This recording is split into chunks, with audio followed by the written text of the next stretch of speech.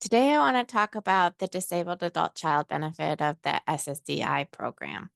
Social Security benefits in general provide us retirement benefits, but it also provides us disability benefits for ourselves and for our children. When we file Social Security, there's a potential that if we have a dependent in our household who's a child, or who has a disability while in childhood, that they would be eligible for SSDI benefits under our work history record. The Disabled Adult Child benefit is a benefit for adults who had a disability in childhood, which is defined as a disability that's limiting a capacity to work that initiated prior to the age of 22. If a adult child is eligible to receive Social Security benefits and a parent files for Social Security, the adult child becomes eligible for a benefit called the Disabled Adult Child benefit. There are three ways that adult can take Disabled Adult Child benefits. When the parent files for Social Security retirement benefits at 62 or later, when the parent files for their own disability benefit, and when the parent dies. Some adults with childhood disabilities become eligible at a younger age based on how old their parent is when they file for their own benefits or the circumstances of early death of a parent. Some adults become eligible for the Disabled Adult Child benefit pretty close to their becoming an adult. Others have to wait for their parent to age. The Disabled Adult Child benefit is a program of SSDI. The person with the disability is required to have limited ability to work competitively. That determination is a process of the Social Security Administration. When that person has been given that medical determination, then we see if the parent's Social Security record is linked to the child to make sure that benefit can be turned on. There is no asset limit for a person who is hoping to just receive the Disabled Adult Child benefit. But oftentimes we're talking about people who are trying to receive all kinds of different supports, and the asset limits of Medicaid still apply. Other programs qualify them for supported housing, supported care, and for work program management and other home and community-based supports. We always want to look at the Medicaid programming to make sure that we're living under the state's Medicaid asset law and not just relying on the fact that this income stream doesn't require you to shelter your assets anymore.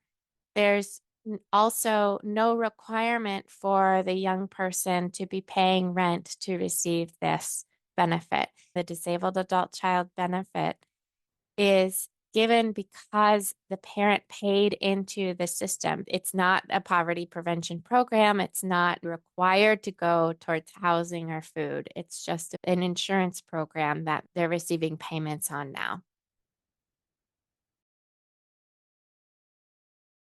What is the actual benefit that the adult receives when they are eligible for a Disabled Adult Child benefit? While the parent is living and has filed for some form of Social Security, the adult child is able to receive half of the full retirement benefit of the parent.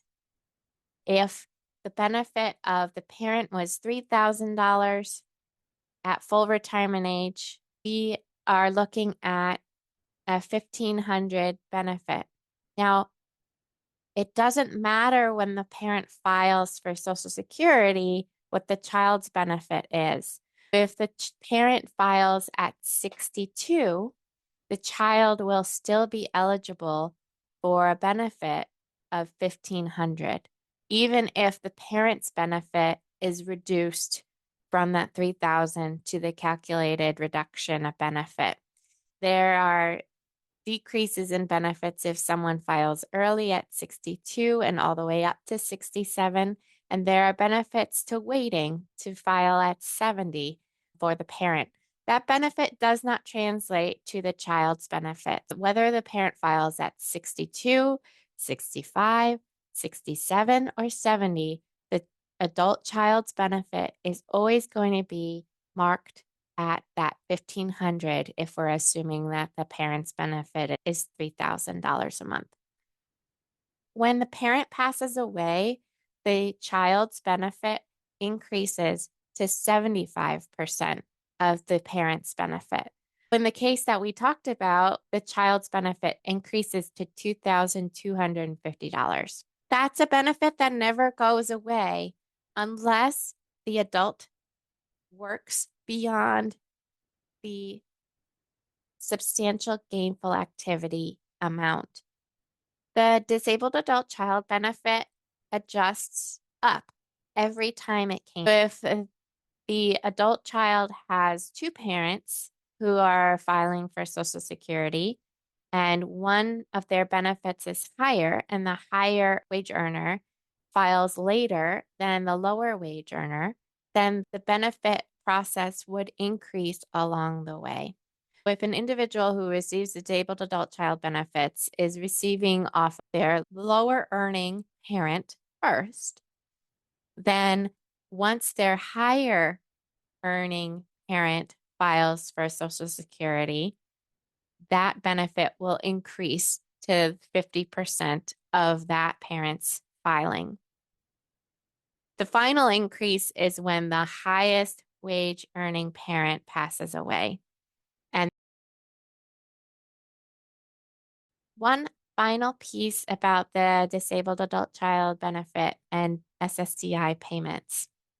Once a beneficiary receives SSDI payments for 24 months, that person becomes eligible to enroll in Medicare. This is the same program seniors receive at 65. When someone is eligible for Medicare, they have nationwide coverage.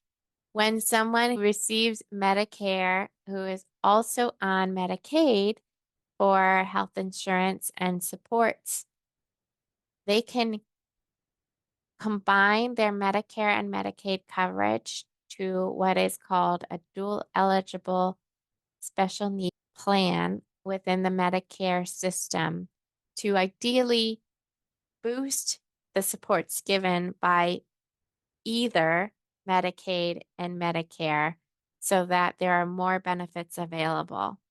Now, in practice, this may mean that your doctor choices are more limited if a state requires that a certain type of physician or a certain type of medical center be responsible for the Medicaid, Medicare folks.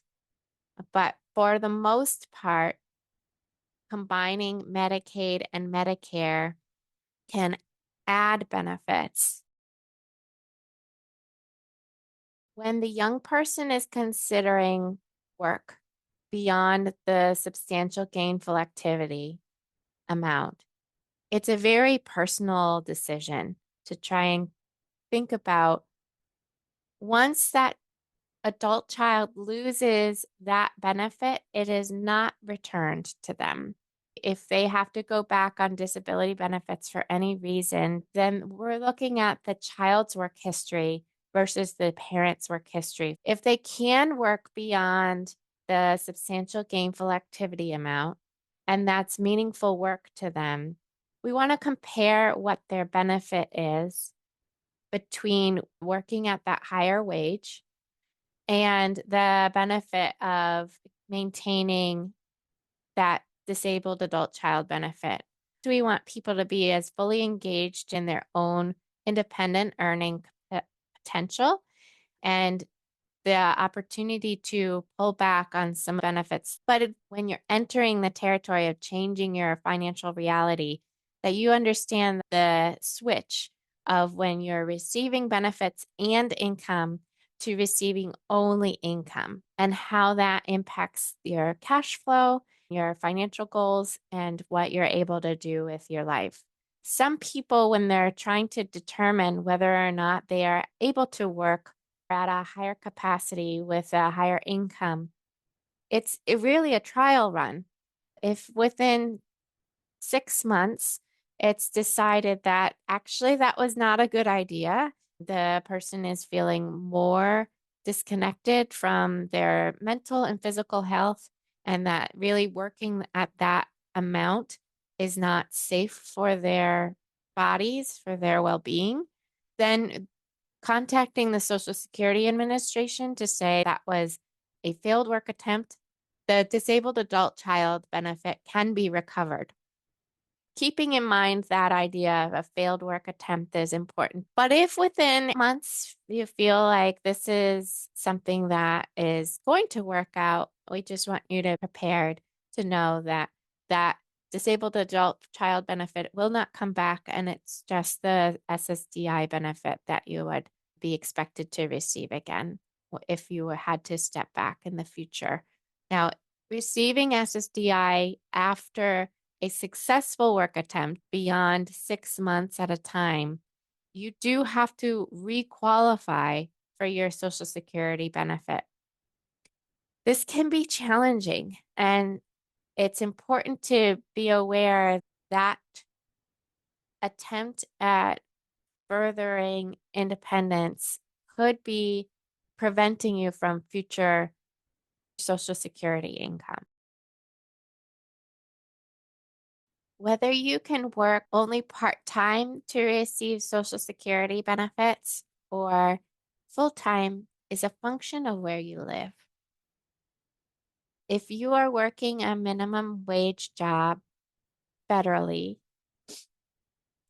you are able to work full-time and receive disability benefits. If you are living in a higher wage state, you have to restrict your income by the amount of hours that you work for pay. This difference of income makes living and working in one state a very different reality than living and working in another. Each state will have its own minimum wage law.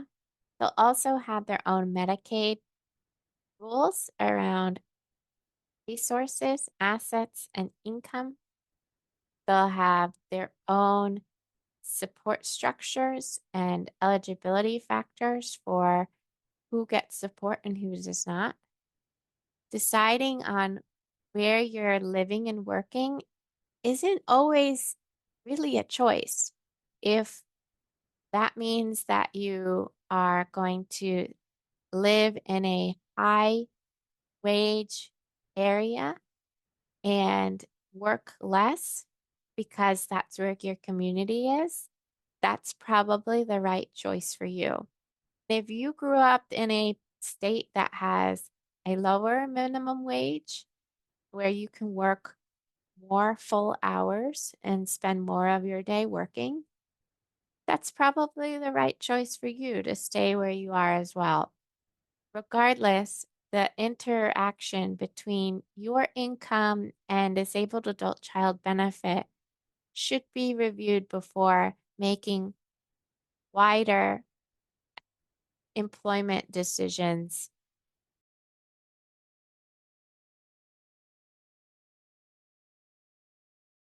Do you have questions around what the disabled adult child benefit means to you?